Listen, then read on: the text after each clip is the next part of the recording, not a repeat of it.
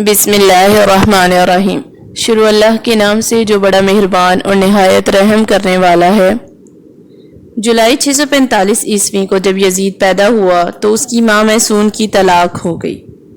میسون اپنے بیٹے کو لے کر اپنے قبیلے کلبیہ چلے گئی۔ کلبیہ قبیلہ بھی نیا نیا مسلمان ہوا تھا، جس وجہ سے ان کے رسم و رواج اور رہن سہن ابھی بالکل عیسائیوں جیسے تھے۔ چنانچہ اسی عیسائیت کے ماحول میں یزید نے پرورش پائی۔ یزید بچپن ہی سے بندروں کو پال کر ان سے کھیلا کرتا تھا۔ جب بڑا ہوا تو اس نے شراب پینا، شطرنج اور بے حیائی کے کاموں میں بھرپور حصہ لیا۔ آج کی ویڈیو میں ہم یزید کی بدترین اور عبرتناک موت کا ذکر کریں گے۔ پیارے دوستو، انتہائی مخالفت کے باوجود بھی یزید 60 ہجری کو تخت نشین ہو گیا۔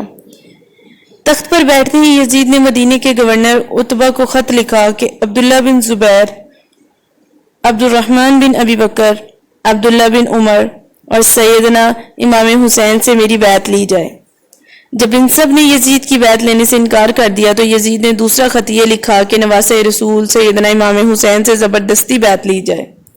اس لیے گورنر مدینہ حضرت امام حسین کے پاس آئے اور کہا کہ یزید نے مجھے آپ سے زبردستی بیعت لینے کو کہا ہے۔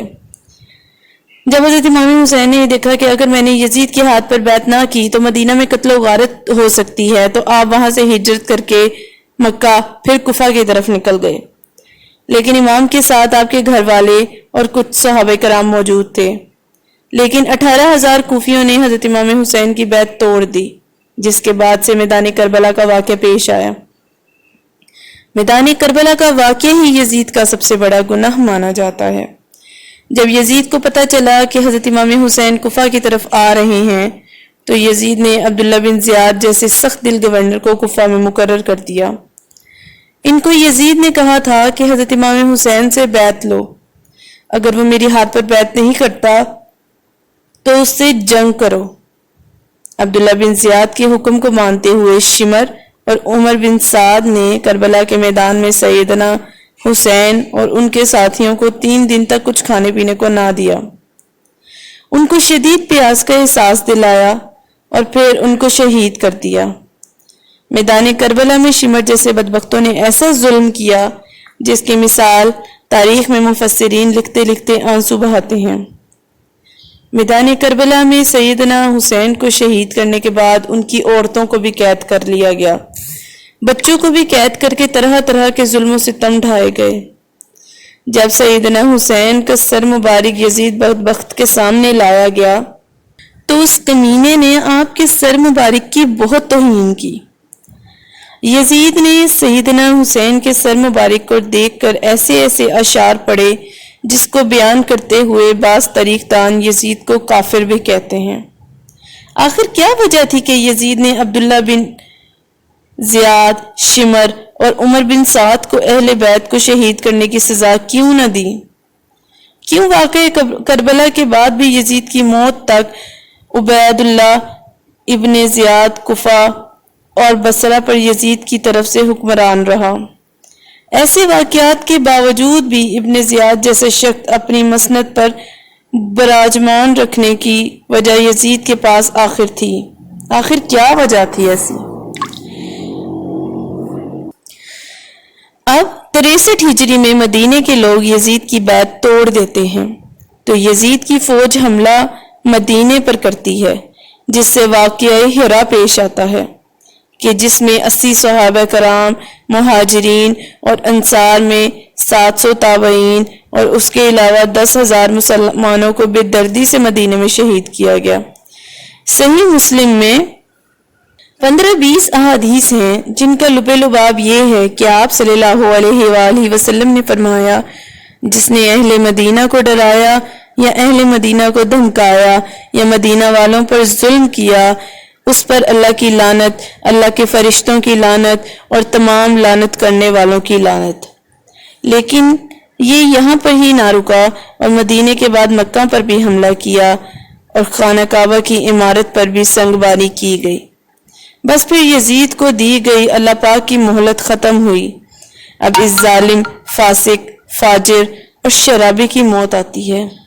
اس کی موت کے متعلق 3 طرح کی روایات تاریخ کتب میں ملتی ہیں۔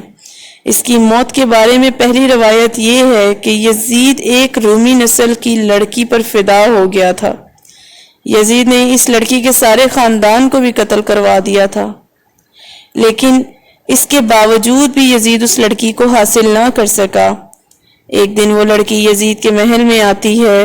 وہ لڑکی یزید کو کہتی ہے کہ میں اپنی جان دے دوں گی، لیکن تیرے جیسے قاتل درندے کی محبت میں گرفتار نہیں ہو سکتی۔ ایک دن لڑکی نے سوچا کہ میں اپنے خاندان والوں کا بدلہ یزید سے لیتی ہوں۔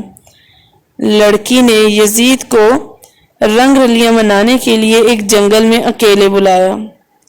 ویرانے میں یزید شراب پی پی کر مست ہو گیا۔ وہ لڑکی نیم عریاں لباس پہن کر یزید کے سامنے بیٹھ گئی اور وہ شراب پیتا رہا۔ جب لڑکی نے دیکھا کہ یزید شراب میں چور ہو چکا ہے تو اس کو بستر پر لے آئی اور پھر مستیاں کرتے کرتے یزید کی گردن کاٹ دی۔ پھر وہ لڑکی وہاں سے غائب ہو گئی۔ کئی دن تک یزید کی لاش جنگل میں ہی پڑی رہی۔ یزید کی لاش کو چیل اور کووں نے نوچ نوچ کر برا حال کر دیا تھا۔ جب یزیدی فوج کو یزید کی لاش کا علم ہوا تو انہوں نے اس کی لاش کو دفنایا۔ دوسری روایات میں اسی طرح سے بیان ہوا ہے کہ 64 ہجری کو یزید کو ایک بہت ہی خطرناک بیماری لگ گئی، جس کی وجہ سے اس کی آنتیں جل کر سکڑ گئیں۔ وہ مچھلی کی طرح تڑپتا تھا، جس طرح مچھلی پانی سے دور ہو کر تڑپتی ہے۔ یزید کو بہت پیاس لگتی ہے۔ وہ پانی کا ایک گھونٹ اپنے منہ میں ڈالتا ہے، لیکن پانی اس کے گلے سے اندر نہیں جاتا۔ اسی طرح یزید 3 دن تک تڑپ تڑپ کر موت کی نیند ہو گیا۔ تیسری روایت ہے کہ وہ کچھ یوں ہے کہ یزید بندر پالنے میں بہت ہی شوقین تھا۔ ایک دن یزید نے ایک بندر کو وحشی خچر پر بٹھا دیا تھا۔